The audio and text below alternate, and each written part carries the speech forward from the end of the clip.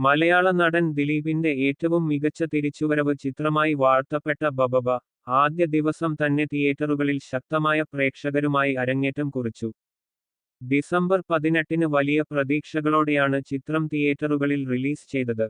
2017-ലെ മലയാള നടനെ ആക്രമിച്ച കേസിൽ ദിലീപ് കുറ്റവിമുക്തനാക്കപ്പെട്ടതിന് ഏതാനും ദിവസങ്ങൾക്ക് ശേഷമാണ് റിലീസ്. മോണിറ്ററിംഗ് ടൂളായ സാക്നിൽക്കിന്റെ അഭിപ്രായത്തിൽ, ബബബ ആദ്യ ദിവസം തന്നെ തിയേറ്ററുകളിൽ നിന്ന് 6.75 കോടി രൂപ നേടി. നടന്റെ താരശക്തി കണക്കിലെടുക്കുമ്പോൾ, സമ്മിശ്ര അവലോകനങ്ങളും പ്രേക്ഷക പ്രതികരണങ്ങളും ഉണ്ടായിരുന്നിട്ടും, ഇതൊരു മികച്ച ഓപ്പണിംഗ് ആയി കണക്കാക്കപ്പെടുന്നു. നർമ്മവും ആക്ഷൻ നിറഞ്ഞ കഥാതന്തുവും സംയോജിപ്പിച്ചിരിക്കുന്ന ചിത്രത്തിൽ ദിലീപ് നായകനായി അഭിനയിക്കുന്നു. വിനീത് ശ്രീനിവാസനും ധ്യാൻ ശ്രീനിവാസനും അഭിനയിക്കുന്നു.